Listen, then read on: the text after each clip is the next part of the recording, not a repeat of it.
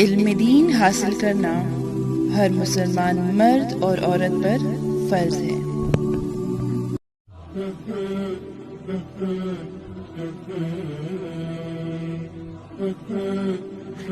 گران اوقاتن کو بخیر راغلی۔ بسم اللہ الرحمن الرحیم۔ الحمدللہ رب العالمین، والصلاة والسلام علی سیدنا و مولانا محمد خاتم النبیین۔ السلام علیکم، میں ہوں عریشہ نصیر، اور آج جو بہت پیاری باتیں میں آپ سب کے پیش نظر کرنا چاہتی ہوں وہ ہمارے پیارے دین اسلام کے بارے میں ہے۔ آج کا ٹاپک حضرت رابعہ بصری رحمۃ اللہ علیہ کی سیرت کے بارے میں ہے۔ ذکر اس خاتون کا جس نے عشق الہی میں مثال قائم کی، محبت الہی میں ایسی ڈوبی کہ اس کا نام تمثیلاً عشق الہی کے لیے مخصوص ہو گیا۔ رابعہ بصری رحمۃ اللہ علیہ ایک ایسی بابرکت، پاکیزہ اور پرنور ہستی ہیں جس نے عورت کو فخر اور عزت کا مقام دیا۔ اللہ کی اس ولیہ کا تذکرہ جس نے بڑے بڑے اولیاء کو نور حق سے روشناس کرایا اور رہتی دنیا تک ایک ایسی مثال قائم کی جس کے مقابلے میں کوئی اور مثال لانا ممکن نہیں۔ اللہ کی اس نیک بندی نے علم و حکمت کا وہ فیضان ملت اسلامیہ کو بخشا جس نے راہ حق کے لاکھوں مسافروں کو سیدھی راہ دکھلائی۔ اس کی زندگی نہ صرف عام انسانوں بلکہ اولیاء کے لیے بھی مشعل راہ ہے۔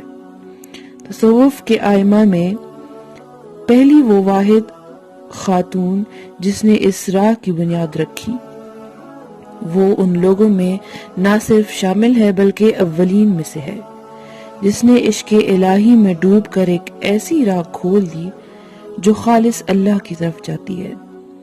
امام حسن بصری رحمۃ اللہ علیہ کی تربیت یافتہ اس نیک خاتون نے راہ حق میں وہ نور بکھیرا جس کی روشنی میں چل کر عام لوگ بڑے بڑے اعلیٰ مقامات تک پہنچے۔ میری یہ کتاب اس عظیم المرتبت صوفیہ کی زندگی کو ایک حقیر سا خراج تحسین ہے اور شاید اپنے لیے توشہ آخرت۔ یہ آخری لائن کتاب لکھنے والے نے لکھی ہے جن کا نام معاذ ہاشمی ہے۔ السلام علیکم۔ حضرت رابعہ بصری رحمت اللہ علیہ کا آقا آپ سے انتہائی سخت محنت و مشقت کا کام لیتا تھا۔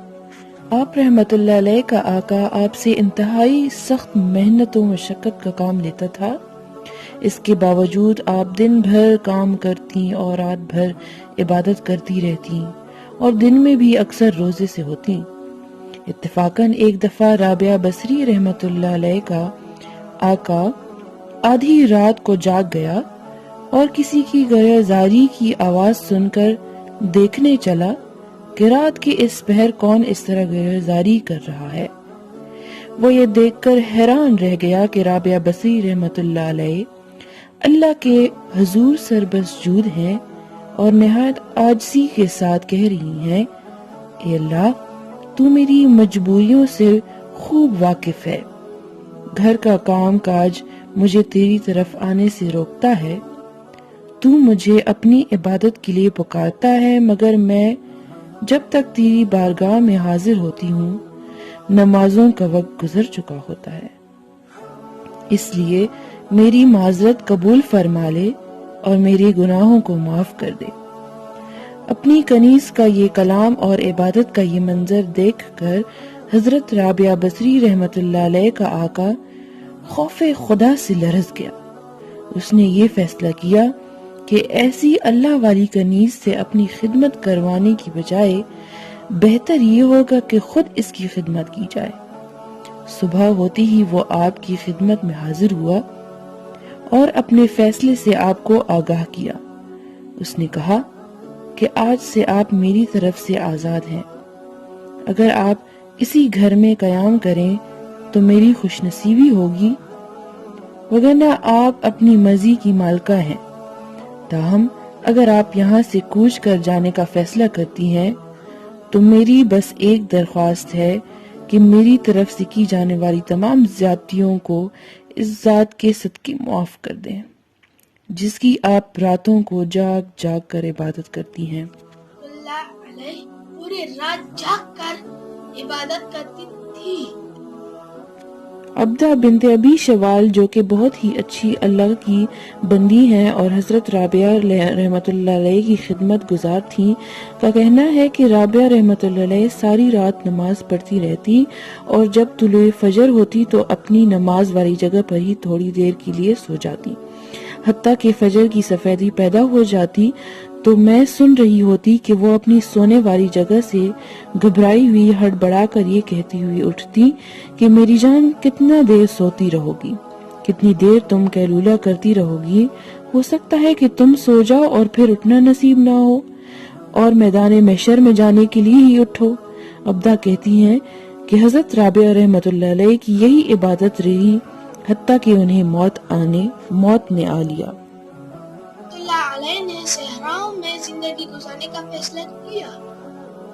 رابعہ بصری رحمۃ اللہ علیہ نے گوشہ نشینی اور ترک دنیا کے شوق کے لیے آزادی ملنے کے بعد صحراؤں کا رخ کیا۔ وہ دن رات معبود حقیقی کی یاد میں محو ہو گئی۔ ان کے پاس صرف ایک ٹوٹا ہوا برتن، ایک پرانی دری اور ایک اینٹ تھی جس سے وہ تکیہ کا کام لیتی تھی۔ وہ تمام رات عبادت اور ریاضت میں گزار دیتی تھی اور اس خوف سے نہیں سوتی تھی کہ کہیں عشق الہی سے دور نہ ہو جائیں۔ اللہ علیہ نے تقریباً 88 سال کی عمر پائی۔ رابعہ بصری رحمۃ اللہ علیہ نے تقریباً 88 سال کی عمر پائی۔ آپ نے آخری سانس تک عشق الہی کی لذت و سرشاری کو اپنا شعار بنائے رکھا، یہاں تک کہ اپنی آخری سانس تک معبود حقیقی کی محبت کا دم بھرتی رہی۔ آخری وقت آپ نے اپنے ولی اور صوفی ساتھیوں کو بتایا کہ میرا محبوب و معبود ہمیشہ سے میرے ساتھ ہے۔ اگر آپ کو میری ویڈیو اچھی لگی ہو تو اسے لائک کریں، چینل کو سبسکرائب کریں اور اپنے دوستوں کے ساتھ ویڈیو شیئر کریں۔ میں آپ سب سے اجازت چاہتی ہوں۔ اللہ حافظ۔